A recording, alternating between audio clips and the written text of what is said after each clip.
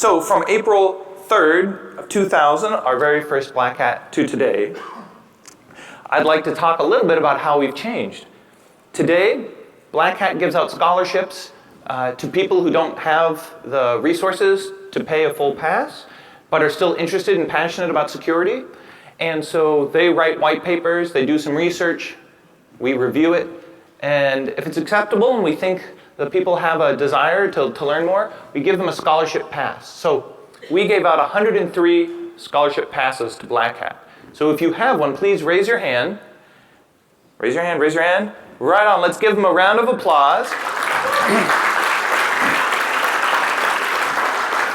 And we're really a friendly group. We like asking questions, we like being challenged. So if you see somebody that's a scholarship, just go up and say hi, introduce yourself, welcome them to the community, and hopefully we'll be working alongside them for years to come. Also, we have people here from over 83 different countries. So it's not just a regional show in Southeast Asia. It's pretty much an international show with representatives from all over the world.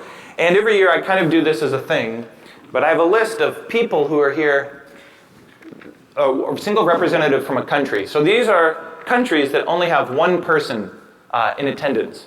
So you're special if you're the lone survivor from your country if you're here.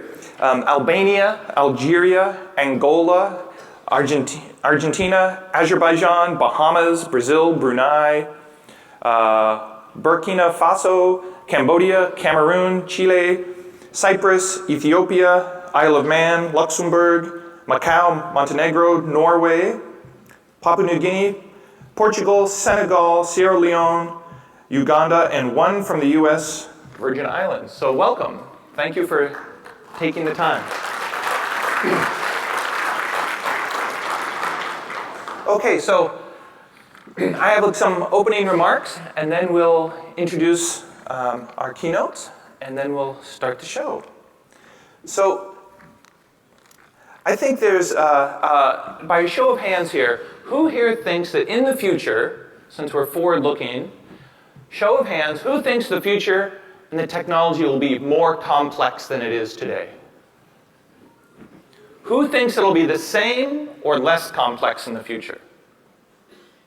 Right, okay. Nobody raised their hands for less complex.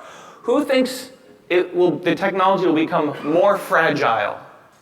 By show of hands, more fragile. Less fragile. 1, 2, 3, 4.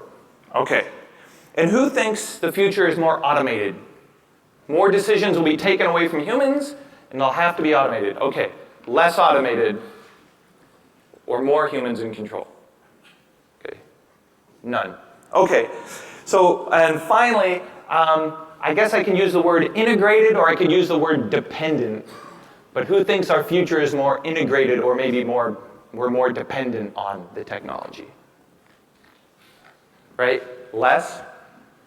Okay, well that's our future, right? It's more fragile, it's more integrated, it's more complex, it's more automated. And how do you deal with this? And so generally, when you need rules around new things, whether it's telephones or rail, we look to governments for rules, we look to companies to self-regulate, or we look to civil society to help show us the path. And I don't think it's going to be any different in cyber. And so what will the rules of the road be? Well, we're going to be the people that are pretty much building the road. And other people, maybe governments or companies, will be telling us sort of like, don't move the road there, only build 5 lanes over here. But really, the decisions we're going to be making are going to be influencing this road. And you can see different governments have different approaches. And as time goes by, I'm more and more convinced that there's going to be 2 superpowers in cyberspace. It's going to be the United States, and it's going to be China. And I think there'll be a lot of other players. Europe will be very important, but I don't think they're going to be a superpower for a number of reasons. And so if that's the case, and if you believe that internet problems are global problems, then that means that the 2 superpowers are going to have to work with each other to solve basic internet problems. Right? Where are the routers manufactured? China and America. Where are the phones manufactured? Right? The infrastructure is coming from essentially two places in the world. If there's a problem, it's going to have to get fixed in one of those two places. And so I think we need to work where and when we can between the two superpowers, and everybody needs to acknowledge that while maybe you have Russia that's a great spoiler, I mean, nobody spoils like Russia. I mean, they can wreck a party like you've never seen. They can come in and step all over your election or whatever. But they're not building phones. When was the last time you bought a network switch from Russia? Never, right? And you're probably never going to buy a network gear from Russia. So they're a great spoiler, but they're not a superpower, right? And sometimes we treat them as if they are, and I don't think that's distorting our view of how it works. And finally, how is cyber different? Well, we talk about cyber being the fifth domain. Right? There's air, land, sea, space, and then cyber. And there was a big debate over this. And I think that I'll go along with cyber as being a fifth domain, but it's different. For example, if you're flying an airplane over my country and we're in a time of war, and I shoot down your airplane, the sky is still the sky. I sink your boat, the ocean is still the ocean, right? I blow up your tank, land is still the land.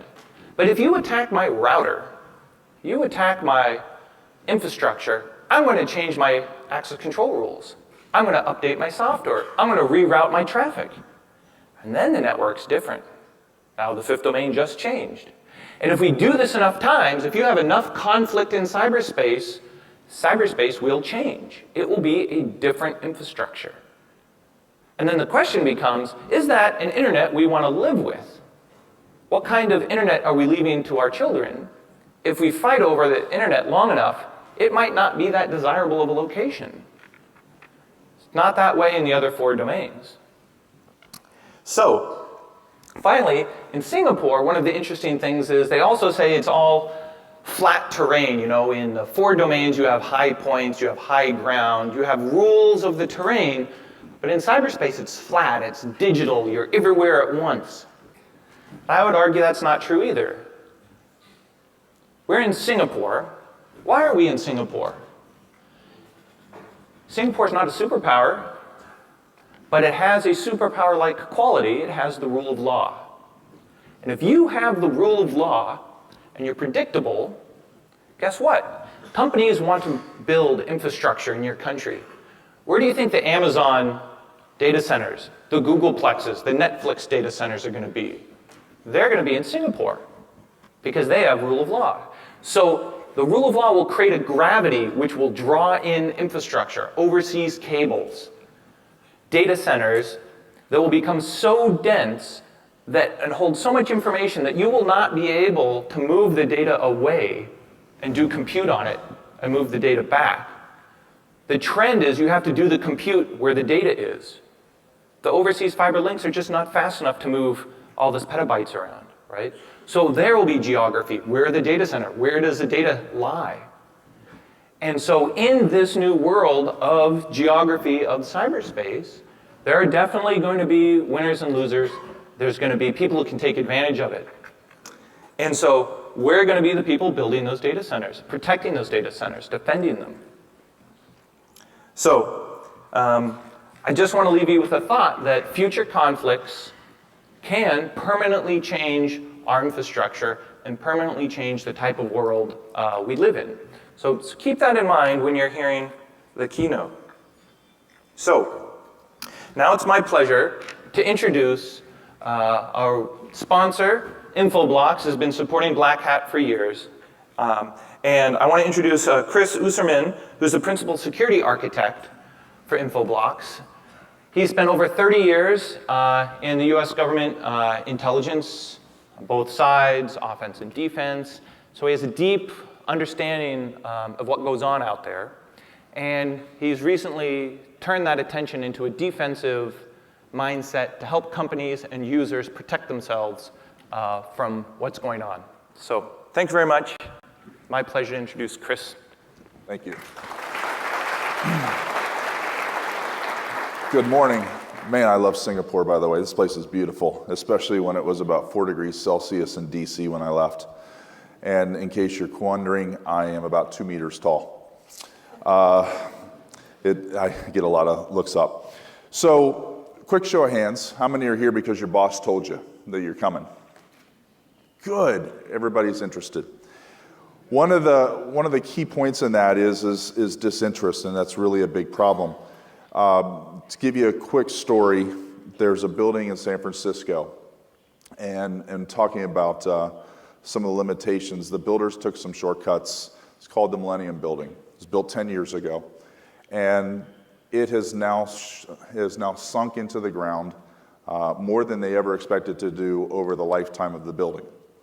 And why? Because they didn't build it on a good, solid foundation. So we'll talk about that for a minute. So what if I were to tell you that there is a vendor category that can absolutely guarantee you defense against cyber attacks? Anybody interested? Nobody's interested in that? I'm not trying to sell you anything here. I don't even represent them. It's APC. All you have to do is flip the power switch. You don't have to worry about it. So what if I were to tell you that you could reduce 92% of your vulnerabilities just by one action?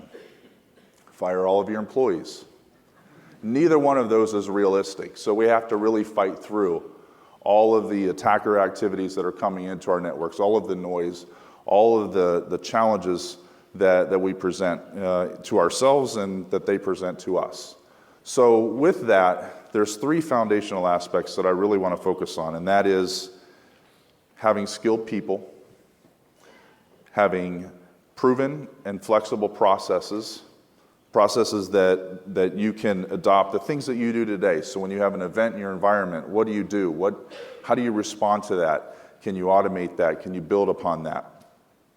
And then technologies that interact and communicate with each other. That's the single biggest complaint amongst most organizations that I help mature their cybersecurity programs is why can't vendors communicate? So getting to that point of being able to automate and orchestrate. But once you have that foundation, there are really 3 things that you need, and power of 3, really 3 things that you need, and that is visibility into your network infrastructure, into your network environment. So network intelligence, you need threat visibility, and then you need a communicating ecosystem. And having all of that together can help really drive and mature your cybersecurity program. So on behalf of all of us vendors, welcome to Black Hat 2019.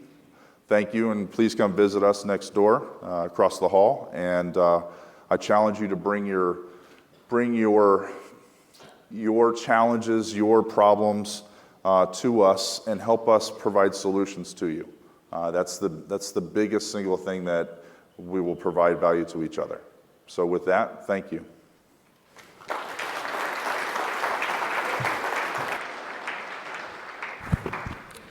Okay, so now it is my great pleasure to introduce our keynote, Mikko Hyppönen, to Chief, well, who doesn't know Mikko?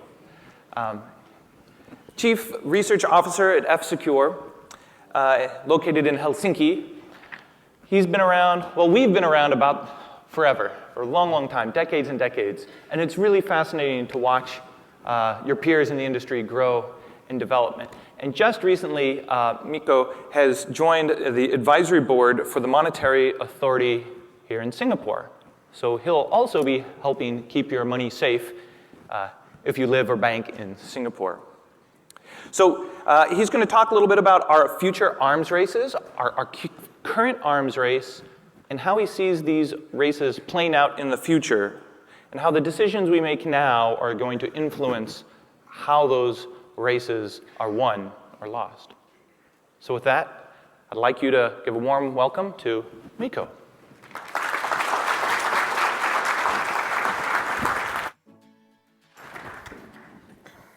Good morning, everybody.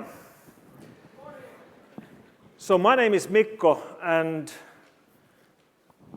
I used to be really worried about the Third World War. I was born in 1960s. I was a teenager in 1970s and 1980s, in the middle of the Cold War. And I really, truly was afraid that the next world war would become a reality, and that would be a nuclear war. When you were living in the middle of the arms race of the nuclear kind, it was really hard to escape the fact that if indeed there would become a real conflict, it would very quickly become a world war, and it would be a nuclear world war. And I guess, well, I know that this has changed. We're no longer worried in our everyday lives about nuclear holocaust. Now, there are tens of thousands of nuclear warheads on this planet right now. They haven't gone away. We've been able to reduce the amount of nuclear warheads a little bit, but it is still a very much reality that nuclear weapons exist. However, we're not worried about a nuclear war like we used to be 20 years ago. Nuclear weapons are a perfect example of a weapon which was built on the power of deterrence. Nuclear weapons have been used in war 2 times in mankind's history. The rest of the power of nuclear weapons has for decades and decades been in deterrence, in knowing who has nuclear weapons and then not starting a conflict with those who have nuclear weapons because they have nuclear weapons. This is how deterrence works. And deterrence is changing. When we look at how conflicts play out today, they play out very differently. Because indeed, we have different domains for conflict, different domains for war. So I live in Helsinki, Finland, up there in Northern Europe. Finland has 1,300 kilometers of border with the biggest country on the planet, Russia. Both of my grandfathers fought the Russians in the Second World War. So we've always had this very concrete look into world geopolitics and how it matters. And I've been looking at conflict all my life.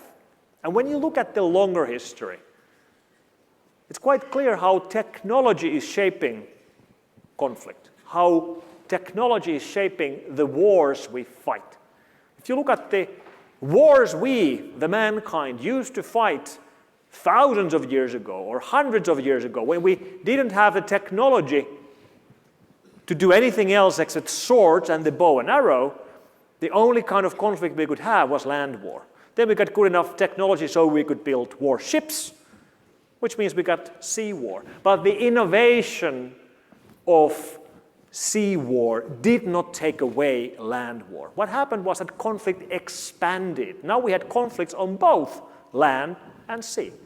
And technology has done this over and over again. The innovation of fighter jets has created air war. Innovation of satellites and stuff has created space war.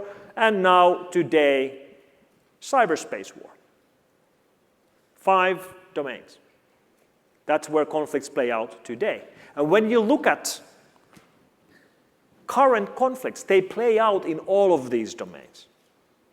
A good example is the conflict going on right now between Russia and Ukraine. That's a remarkable conflict. It's the first war we have in continental Europe for decades. And that war is being fought right now on land, on sea, in air, in space, and in cyberspace, in all of these. But it's important to remember that this is not where it ends. There will be new domains. Right now, it's hard to imagine what could be the 6th, 7th, or 8th domain. But technology will continue to shape the domains where we fight our conflicts. Mankind is not going to stop fighting. We're good at fighting. We love fighting. We love wars. We keep forgetting the horrors of wars every couple of decades, every couple of generations. Wars will be around for future generations to suffer from, and they will be fought in new domains. Right now, it's the 5 we know. And the arms race is now squarely in the cyberspace area.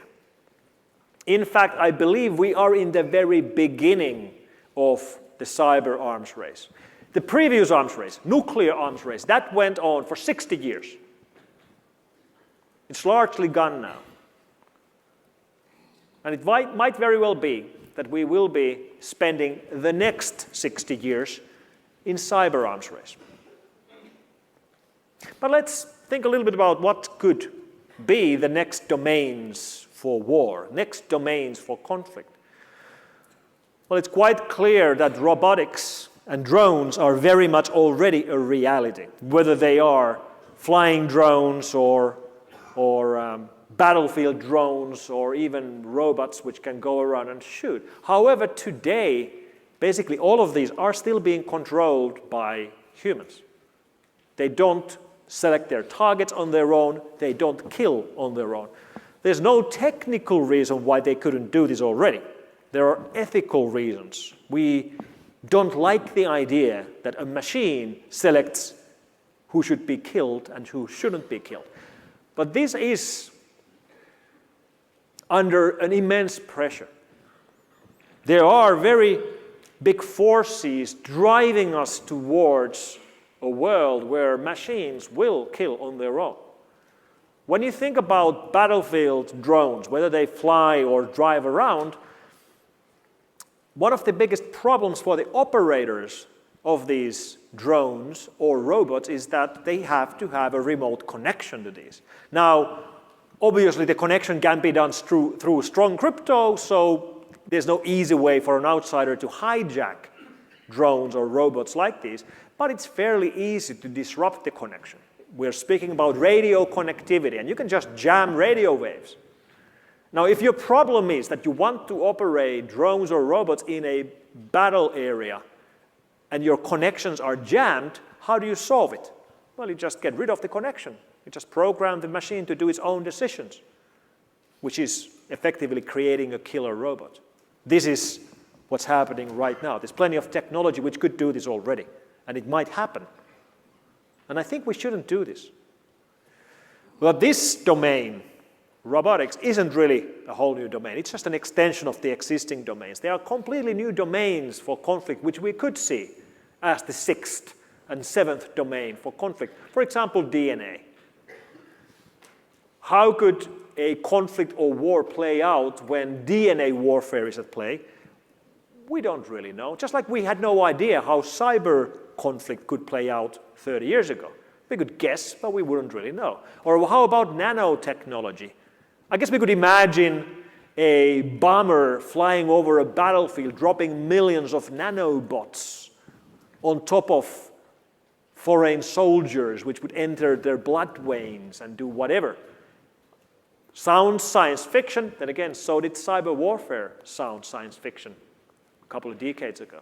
Or how about, well, artificial intelligence? Now,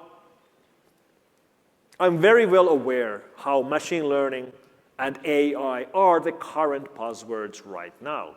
When you walk across the corridor and you go to the hall where companies are talking about what they do, everybody's doing something with machine learning, which is absolutely true, because we're doing machine learning ourselves. It's very, very powerful.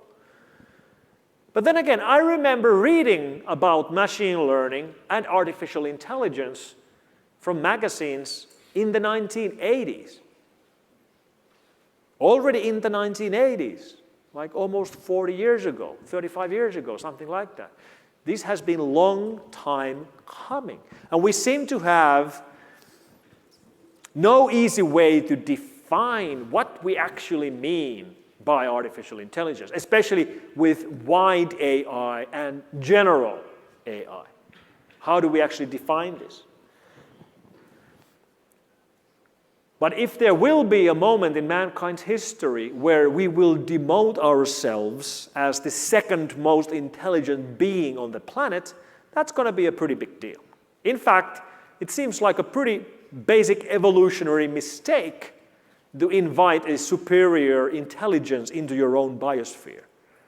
But that could just happen during our lifetime.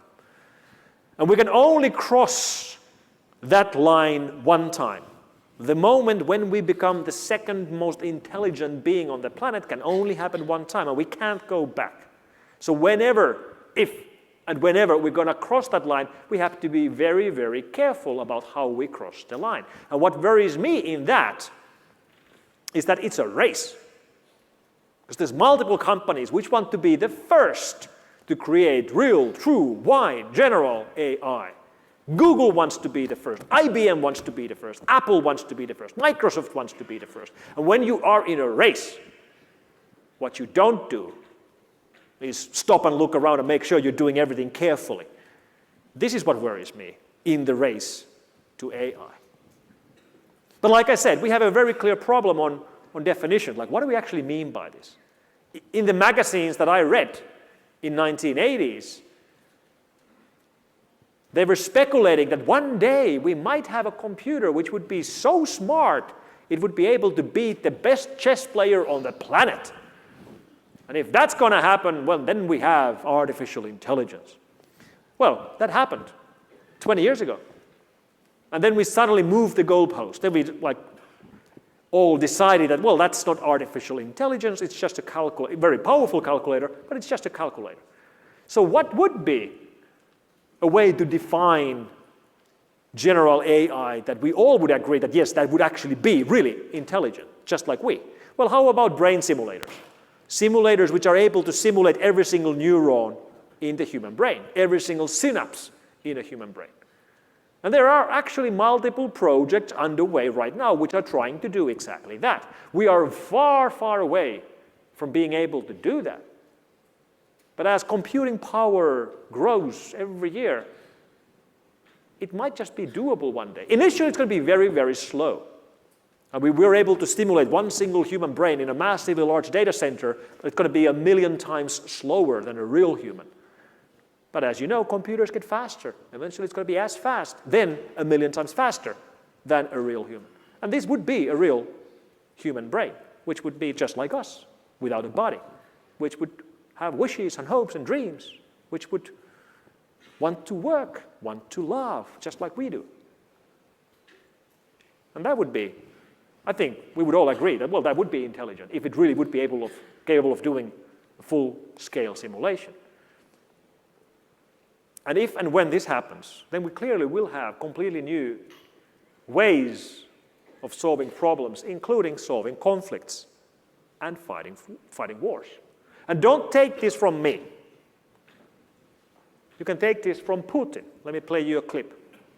Искусственный интеллект – это будущее не только России, это будущее всего человечества.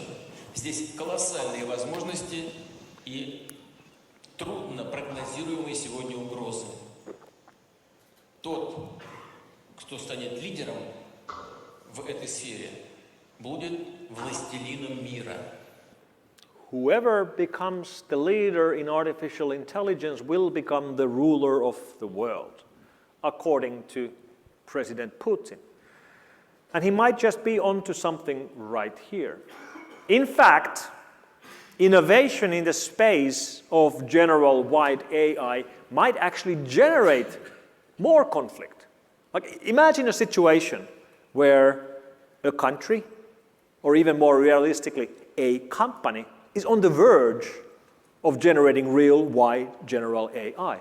Well, the enemies of that country or enemies of that company will realize that if they succeed, if they are able to create something like that, it's going to be game over. Like, we can't fight with them anymore. We can't compete with them anymore. They're superior. We can't let them have that technology. We must steal that technology, or if we can't steal it, we must destroy that technology. Is this what's going to happen next? We don't know, but it just might. And for us security people, machine learning is routine. It's an everyday occurrence. We know the value of data because we feed our machine learning systems with data. Data is the new money. We used to say that time is money. Today, data is money. But right now, in 2019, almost all of the work in security space done with machine learning and current AI systems, narrow AI systems, is defensive. I get this question a lot, especially from mainstream media. They're asking questions about attackers using machine learning and attackers using artificial intelligence to create attacks. And we aren't really seeing that yet. We have some really narrow cases, like we see poisoning of machine learning systems, including, for example, spam filters getting poisoned by attackers who understand how to teach them wrong by poisoning the data which is being fed to machine learning systems. But that's still pretty far away from seeing actual attacks which would be able to learn and change their behavior based on what kind of defenses they find. Attacks like that are doable, no question. We just aren't seeing them yet. We're seeing tons and tons of defensive work being done with machine learning. We aren't seeing attacks yet. Why? Well, my theory is that if you know how to program machine learning systems, if you know how to create artificial intelligence simulations, you won't have any trouble finding a well-paying job. You won't need to go into life of crime. But this isn't going to last forever, quite obviously. Today, if you want to deploy a machine learning system, let's say implement your own fork of TensorFlow and start building something on that, you have to be a computer science grad. In 10 years, less than that, in 5 years, we will have such an easy way of deploying machine learning systems that any idiot can use them. And then they will. And then we will start seeing real-world attacks, cyber attacks, which will be deploying some kind of machine learning system, some kind of AI systems. Right now, the lack of skill protects us. It's not going to protect us for much longer. So that's an arms race as well.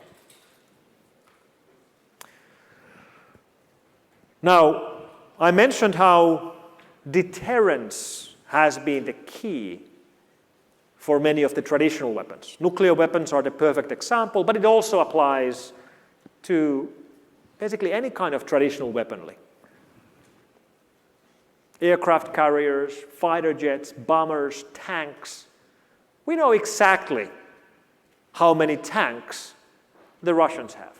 We know exactly how many aircraft carriers the United States has. We know exactly how many fighter jets Singapore has. How do we know this? How do we know how many fighter jets Singapore has? Well, you just go and you Google for it. We know the traditional power of weapons in every country because they show them. This is why we have military parades. You show your power hoping that that will create a credible defense in the eyes of your enemies so they won't come and attack you. You show your power. Well, how do you show your power in cyber? How do you show your superior capability in the world of cyber? How do you do a military parade for your cyber offensive skills? You don't. I call this the fog of the cyber war. Just like fog of war affects real conflict in real battle space, fog of cyber war is our lack of visibility into which countries and which militaries have what kind of capabilities. Like who's best in offensive use of cyber power? We don't really know. Well, we know who has most military capability in the real world. We know who has the nuclear warheads. We know who has more fighter jets than anyone else. When it goes to cyber, then we are looking at military budgets. We know the United States has been spending more money in cyber over the last 20 years than any other country, so we can guess that the United States is very good. And we have some kind of visibility from operations where they've been caught, and some visibility from leaks.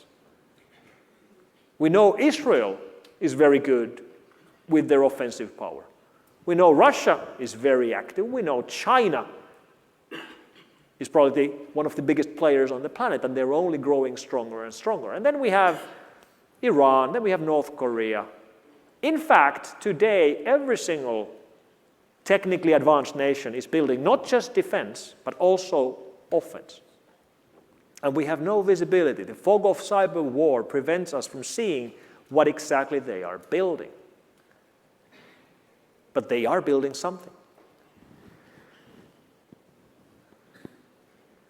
In some ways, cyber weapons are the perfect weapons. Cyber weapons get the job done. They are effective, they are affordable, and they are deniable.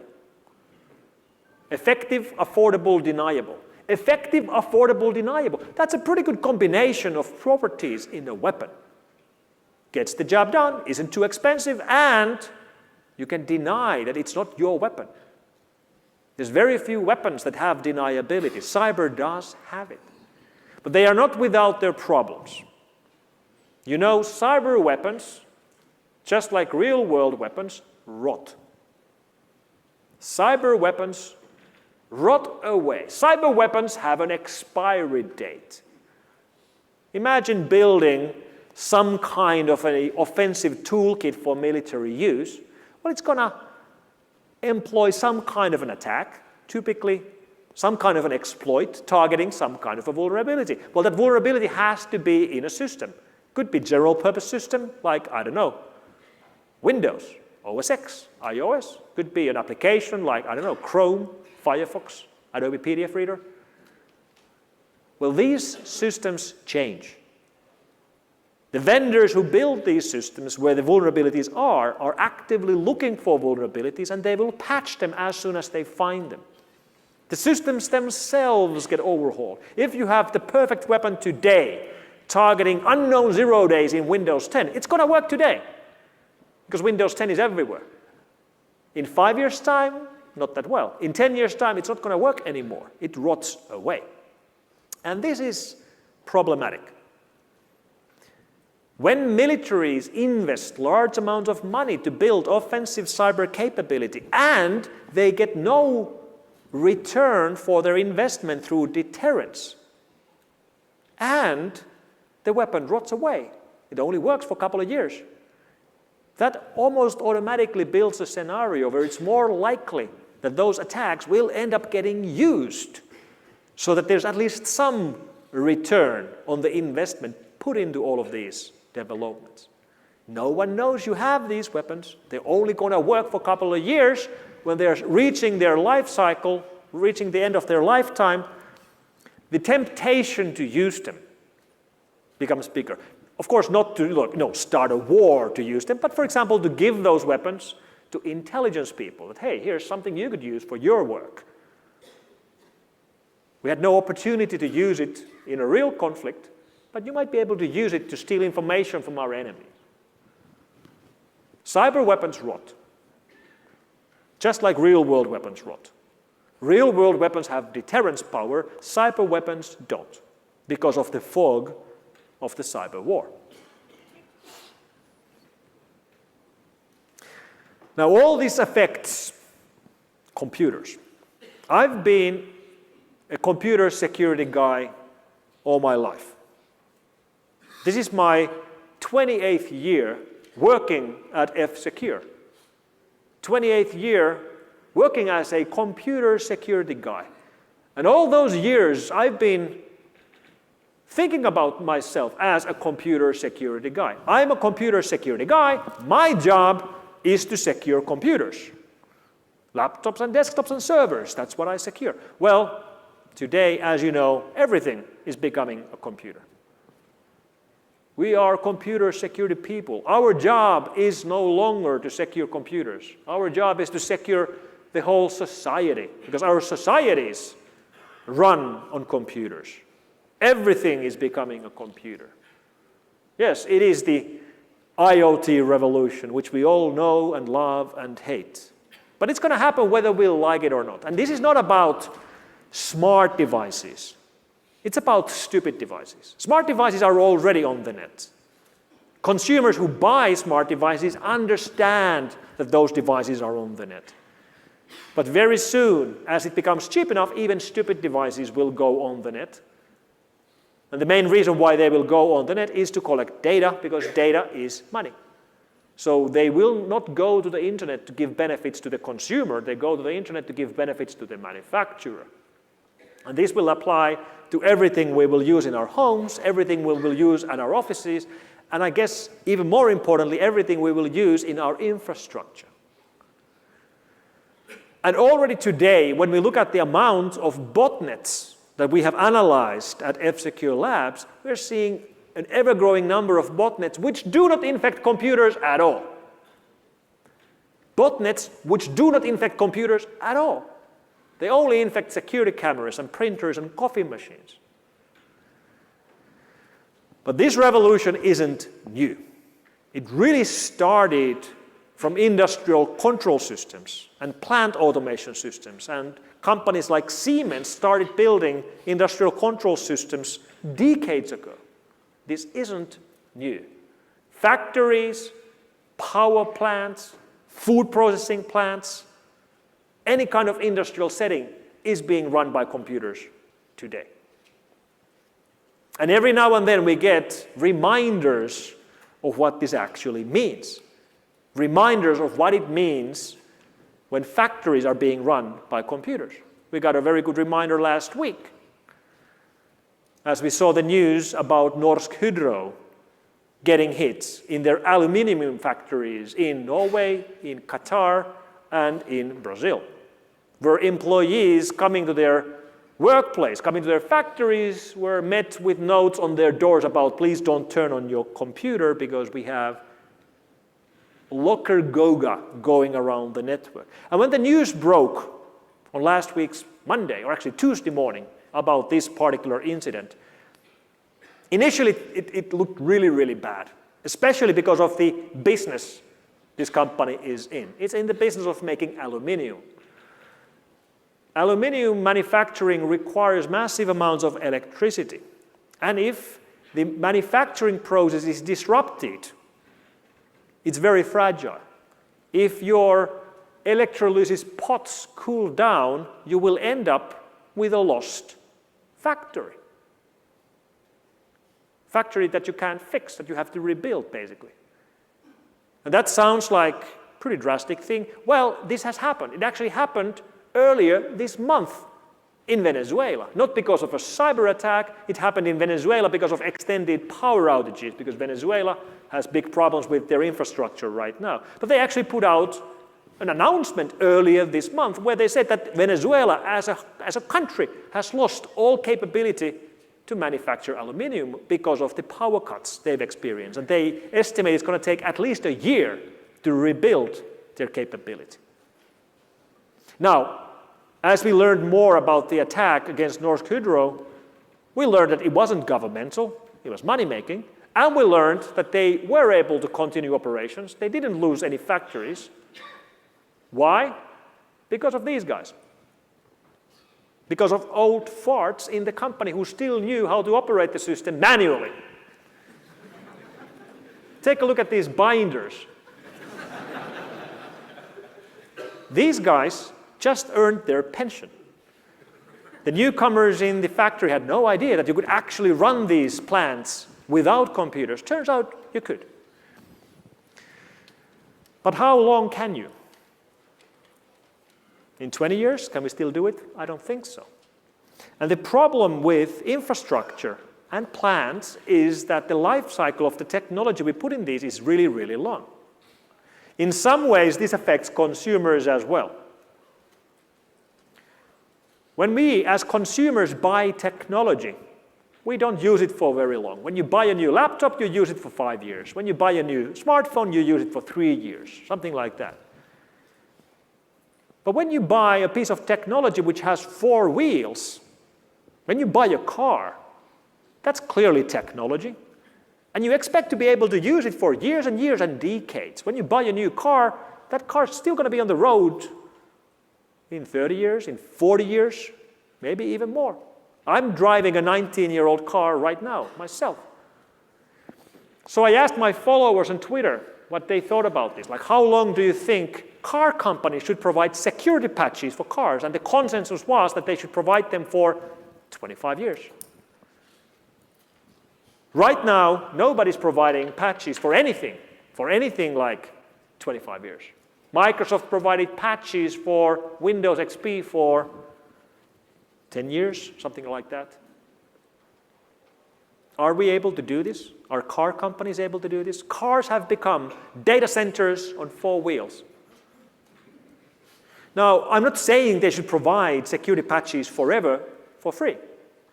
This could be a business. I mean, you will buy new brake pads for your car and you pay money. You don't expect them to provide you for free working brakes forever for free. You will pay for it. I guess people would be ready to pay for security patches as well, but somebody has to make them. What's the solution here? I don't know. It could be that car companies, when they reach the end of life for a particular vehicle, they will open source it and let someone else figure out the security patches and maybe make a business out of that. We don't know. But everything is becoming a computer. Everything will need patches and updates. A friend of mine tweeted about how his car was receiving an over-the-air update while he was driving his Toyota. And I don't know if you saw the news earlier today, but earlier today Boeing announced that now they have a patch for 737 MAX 8. I wonder if that patch is going to be over the air.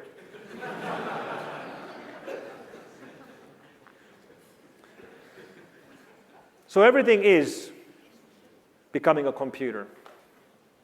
And this reminds me of the kinds of hypes we've seen around technology in the past, which we have become to regret. It might be a bad idea to connect everything to the internet. It might be a bad idea to turn everything into a computer. Let me play you an ad. Smart woman, she's putting a new floor down by herself. Wise woman, she's using Kentile vinyl asbestos tile. Easiest flooring to install, easiest flooring to care for. Save every way with Kentile vinyl asbestos tile. Asbestos, what a great innovation. It might very well be that IoT is the IT asbestos.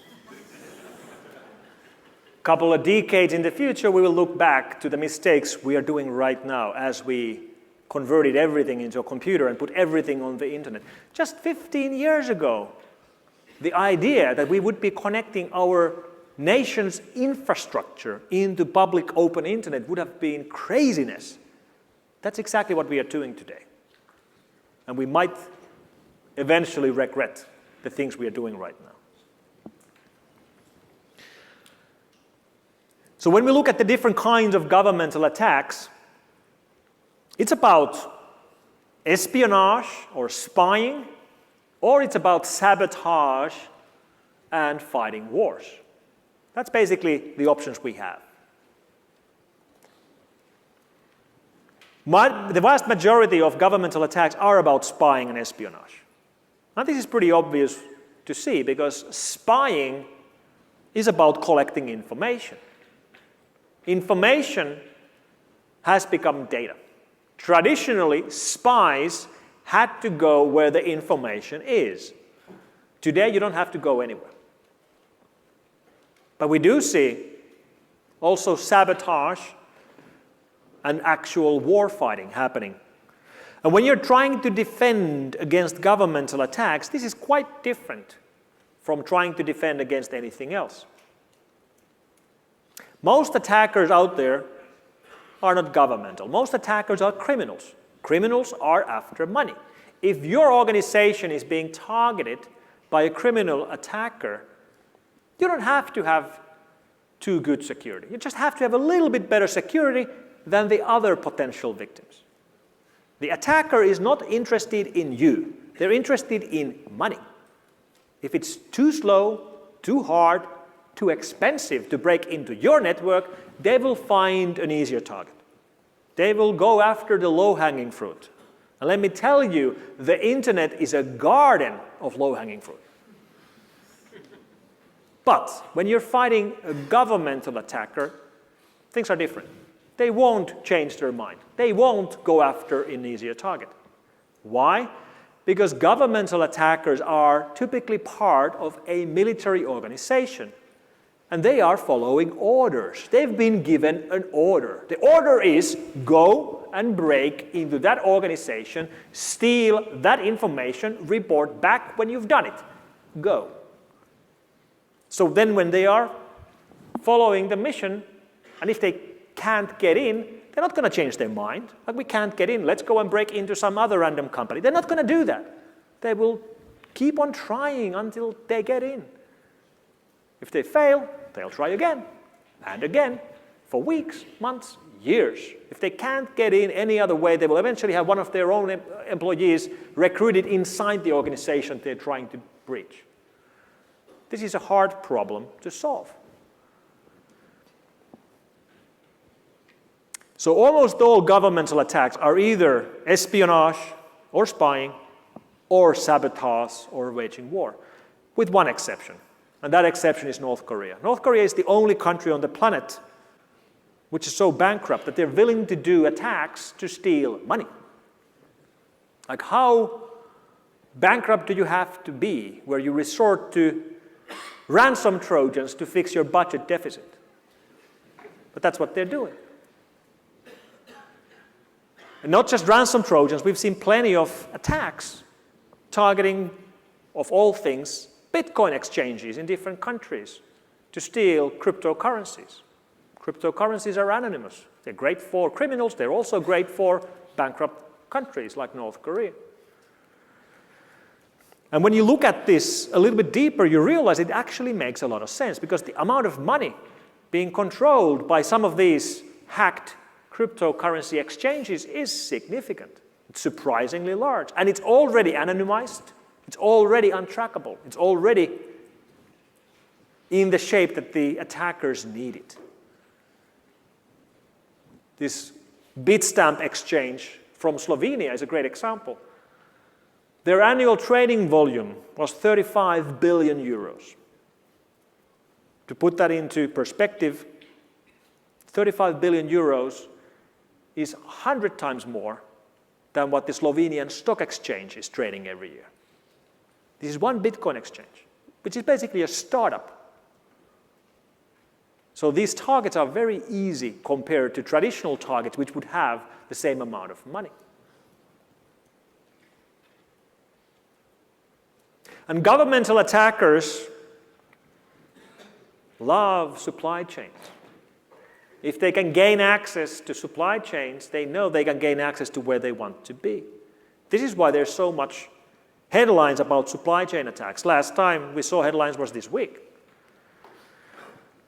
We believe that the same gang which was involved with the attacks we saw this week might have been involved with the sea cleaner attack, which we saw 2 years ago, another supply chain attack.